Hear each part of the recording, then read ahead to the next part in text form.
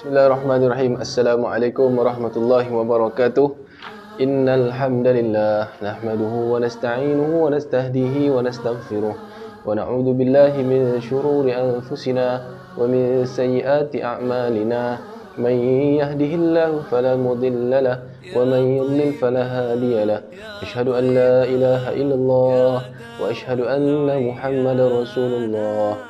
Wala haula wala quwwata illa billahil aliyyil azim. Amma ba'. Jadi tuan-tuan dan dirahmati Allah, kita akan terus sambung pengajian kita satu hari satu sirah. Moga kita semua dirahmati oleh Allah Subhanahu Wa Taala daripada kitab Asy-Syama'il Muhammadiyah. Yang saya selalu ada ni, tuan-tuan dah dapatkan ke belum? Kalau belum dapatkan di pasaran, nak download sekarang ni pun senang, semuanya di hujung jari sahaja. Jadi moga-moga kita akan terus sambung dengan tuan-tuan ada buku ataupun PDF di tangan. Bab yang ke-17 iaitu bab majaa fi imamati Rasulullah sallallahu alaihi wasallam. Bab yang mana mendatangkan tentang serban Rasulullah sallallahu alaihi wasallam. Di dalam bab kitab Syama'il Muhammadiyah bab serban ini ada lebih kurang 5 hadis sahaja. Jadi saya akan ambil 4 hadis yang penting dan berkenaan. Daripada hadis yang pertama daripada Jabir radhiyallahu anhu melaporkan, dakhala an-nabiy sallallahu alaihi wasallam Makkah yaum amal fath wa alaihi imamatan sauda. Maksudnya pada hari penaklukan kota Mekah, Rasulullah sallallahu alaihi wasallam masuk ke kota itu dengan memakai serban berwarna hitam di kepala baginda. Hadis ini sahih daripada Imam Al-Bukhari, Imam Abu Daud, At-Tirmizi dan Ibnu Majah. Dan Imam At-Tirmizi mengatakan hadis ini hasan sahih. Jadi tuan-tuan dan puan-puan Allah, hadis ini jelas bahawa Nabi sallallahu alaihi wasallam memakai serban. Dan di dalam hadis ini, pada hari pembukaan kota Mekah, Fathul Makkah. Maksudnya dekat sini satu lagi kita boleh faham apa? Nabi berjaya menakluk kembali Mekah. Nabi hidup di Mekah, kemudian Nabi berhijrah ke Madinah. Kemudian Nabi takluk semula Mekah dan menjadi juga pemimpin di dalam Mekah Al-Mukarramah. Dan sewaktu menaklukkan itu, pembukaan kota Mekah itu, Nabi memakai serban berwarna, di dalam hadis ini disebut sauda, iaitu berwarna hitam. Jadi kalau kita tengok hadis yang penuh, di dalam ni tak penuh. Kalau tengok hadis yang penuh beserta dengan matan dan sebagainya, kita akan dapat kat situ ada words ha. Boleh nampak kat skrin ya. Ada words ha. Ha ni maksudnya untuk permulaan. Permulaan untuk hadis yang rantaian yang kedua. Sebab hadis ini dia mursal, dia berantai. Jadi bila ada ha itu maksudnya untuk hadis yang kedua, permulaan untuk hadis tersebut. Jadi hadis yang seterusnya daripada Amr bin Huraith radhiyallahu anhuma berkata, anna an-nabiy sallallahu alaihi wasallam khataban nas wa alaihi imamatan sauda. Maksudnya Rasulullah sallallahu alaihi wasallam pernah menyampaikan khutbah di hadapan orang ramai dan baginda memakai serban berwarna hitam. Jadi hadis ini juga sahih oleh Imam Muslim, Abu Daud, At-Tirmizi dan An-Nasa'i.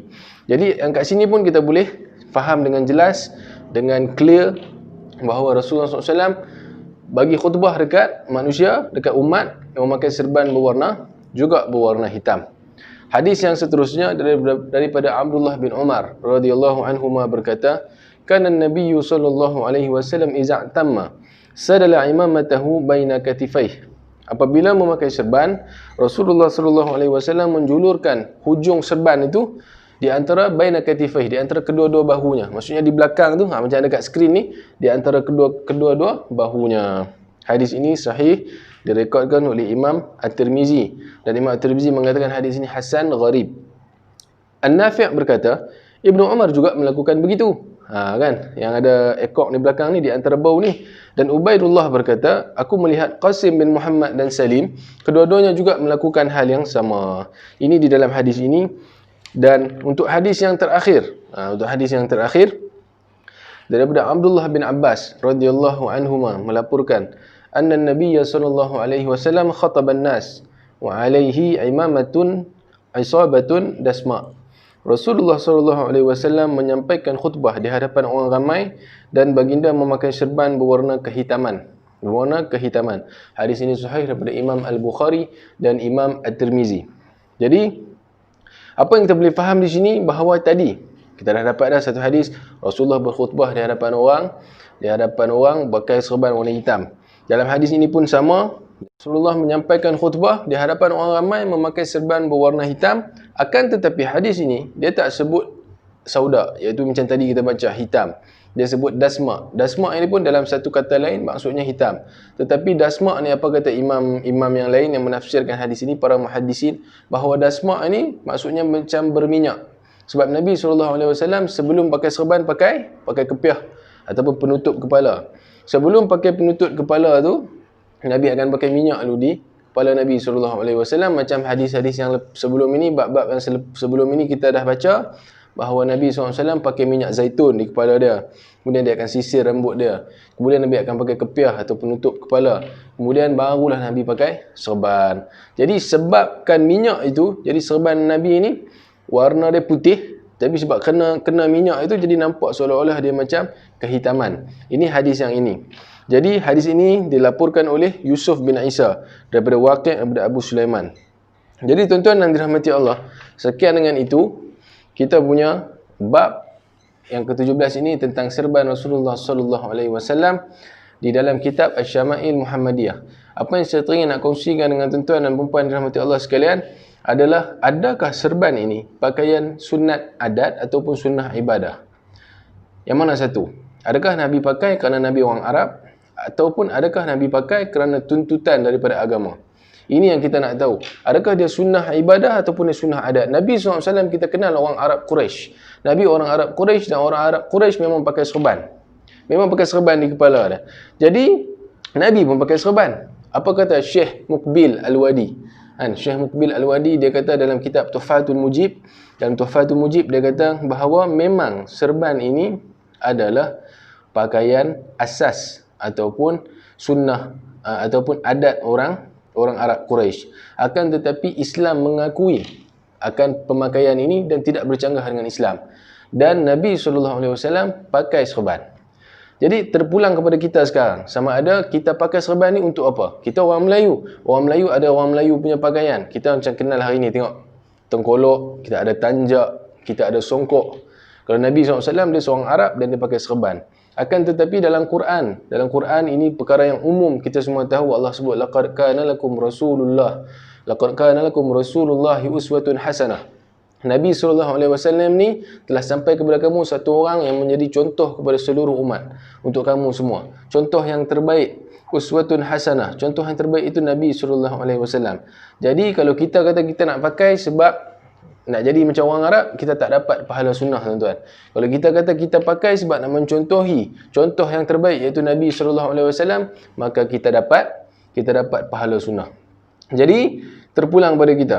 Kalau kita kata kita nak pakai ni, okay, kita dapat lah. Tak pakai, tak dapat. Secara asasnya, ia bukan sunnah ibadat, ia hanya sunnah adat. Secara asasnya, dikatakan oleh Syekh tadi, Syekh Muqbil Al-Wadi. Dalam kitab Tuhfatul Mujib, bukan saya kata tuan-tuan boleh refer insyaAllah. Jadi tuan-tuan yang dirahmati Allah, serban ini juga dalam salah satu kata yang lain adalah, yang tadi kita sebut dalam hadis yang terakhir, isabah. Kan dalam bahasa Arab, serban ini imamah. Dalam kata yang lain, bahasa Arab juga isabah, juga al-mukawwarah, juga al-mi'jar. Ada banyak nama-nama serban sebenarnya. Nama ni berdasarkan apa? Ada ulama kata berdasarkan cara kita ikat. Cara kita ikat dan cara ekor tu diletakkan macam mana. Ada yang tak ada ekor, ada yang ekor ada satu di belakang, ada yang ekor kita selimpang duduk atas bau. Jadi macam-macam. Kalau hari ni kita nampak orang selalu sebut Yaman style, Oman style, Saudi style, macam tu. Jadi sebenarnya ada nama-nama dia macam saya sebutkan tadi. Ekor sorban juga ada nama-nama dia. Macam kita kata, kalau kata ekor tu yang di belakang, yang di antara bau tu yang ada ekor di belakang tu, itu dipanggil al-azabah. Kalau kita selit satu yang ada di atas, ekor di atas, itu az-zu'abah. Ada satu lagi az-zawqalah. Al-azabah, az-zu'abah, az-zawqalah. Ini antara nama-nama ekor yang diberikan oleh para ulama. Apapun, tidak ada satu pun hadis yang sahih yang mengatakan adakah Nabi pakai cara yang macam tadi, mukawwarah, al-isabah, adakah ekor Nabi az-zu'abah, az-zawqalah. Tidak ada hadis yang sahih. Ini yang dirincikan oleh para muhaddisin, para ulama, ya. Bagaimana pula dengan warna serban? Dalam hadis, dalam kitab Syama'il Muhammadiyah yang kita baca tadi, kita banyak sebut tentang warna hitam, sauda, dasma, yang dicemari dengan warna apa ni? Dengan minyak zaitun di rambut Nabi SAW. Akan tetapi kalau kita ambil hadis yang umum, yang mana Nabi kata albasu min siyabal bayd ataupun min siyabal bayad, Maksudnya pakailah kamu daripada pakaian yang berwarna putih. Sesungguhnya pakaian berwarna putih ini sebaik-baik warna untuk kamu pakai. Dan ulama menafsirkan hadis ini bahawa ada 3 perkara ataupun 3 benda, iaitu baju, kain sarung, izar yang mana kita akan masuk selepas ini, kain sarung Nabi. Yang ketiga adalah imamah, adalah serban Nabi SAW. Dan Nabi memang menyukai warna putih. Kita tak beritahu kata salah. Maksudnya dalam kitab Syama'il Muhammadiyah ni ada menunjukkan bahawa Nabi pakai serban hitam. Dan di dalam hadis-hadis yang lebih umum yang lain-lainnya menunjukkan ada Nabi pakai berwarna putih. Dan ada juga hadis yang lain daripada Sahih Muslim. Imam Sahih Muslim mengatakan bahawa Nabi pakai serban daripada warna hijau. Jadi kat situ kita nampak dah ada warna putih, ada warna hitam, ada warna hijau. Serban yang dipakai oleh Nabi SAW. Bagaimana pula ketika Nabi mengambil wuduk? Yang ini banyak diperincikan di dalam Sunan Abi Daud, yang mana ketika Nabi ambil wuduk, Nabi tak buka serban. Dan di dalam mazhab Imam Syafi'i, di dalam kitab Al-Majmu' daripada Imam An-Nawawi, Imam Nawawi kata macam mana? Nabi SAW, sahabat pernah nampak banyak kali bahawa Nabi tak buka serban dia bila Nabi ambil wuduk. Jadi cara dia macam mana? Nabi akan tolak sikit serban ke belakang, kemudian Nabi akan sapu di bahagian nasyah ataupun di depan kepala ni keseluruhan. Nabi akan sapu keseluruhan, kemudian Nabi akan sapu sedikit di atas serban. Nampak tak? Bagaimana pula kalau kita pakai tengkolok, kita pakai tanjak, kita pakai songkok, adakah sama macam kita pakai serban? Ulama di dalam mazhab Syafi'i kata sama macam serban. Maksudnya kita tolak sikit songkok di belakang, kita basuh di bahagian depan ni secara keseluruhan, kemudian kita tolak sikit naik atas serban ataupun naik atas songkok. Banyak diperincikan di dalam Sunan Abi Daud. Dan dekat sini kita dapat dah satu ilmu yang baru, tuan-tuan, bahawa kalau kita pakai kepiah, kita pakai serban, kita pakai songkok, kita tak perlu buka kita punya serban, songkok, kepiah secara keseluruhan, kita boleh basuh di hadapan sahaja, insya-Allah. Jadi antara doa yang Nabi amalkan, bagaimana sunnah untuk kita pakai serban ini? Antara sunnahnya berdiri di depan cermin, elok nak letak serban tu. Masa pakai serban tu, doa yang umum yang selalu kita baca, Allahumma inni as'aluka khairihi wa khairi ma suni'alah wa a'udzu bika min syarrihi wa syarri ma suni'alah. Ya Allah, ya Tuhanku, aku minta kebaikan daripada serban yang aku pakai ni, daripada baju yang aku pakai ini, dan aku berlindung daripada keburukan serban, keburukan baju yang aku pakai ini, dan perelokkanlah akhlak aku, wahai Allah. Itulah doa yang selalu diamalkan oleh Nabi SAW sebelum Nabi menyarungkan apa-apa di kepala Nabi ke, badan Nabi ke, iaitu pakaian Nabi SAW. Jadi tuan-tuan, sekadar saya punya teguran dan nasihat, didik anak-anak kita ini, walaupun ini di dalam Syekh Muqbil kata tadi, walaupun dia sunnah adat, dia hanya adat orang Arab, tapi Nabi pakai serban, Nabi pakai rida. Macam ada gambar saya tunjuk ni, Nabi pakai kain izar, kain sarung. Didik anak-anak kita dengan pakaian-pakaian sunnah Nabi SAW. Tidak menjadi masalah, kerana Rasulullah adalah uswatun hasanah, contoh yang terbaik, dan kita nak jadi seperti Rasulullah SAW, insya-Allah. Moga-moga itu memberi kebaikan kepada tuan-tuan dan kepada saya juga sendiri. Dengan itu, jangan lupa untuk like dan subscribe, dan saya minta untuk komen jikalau ada sebarang idea dan teguran. Kita akan sambung kita punya pengajian selepas ini dengan cara duduk Rasulullah SAW. Assalamualaikum warahmatullahi wabarakatuh.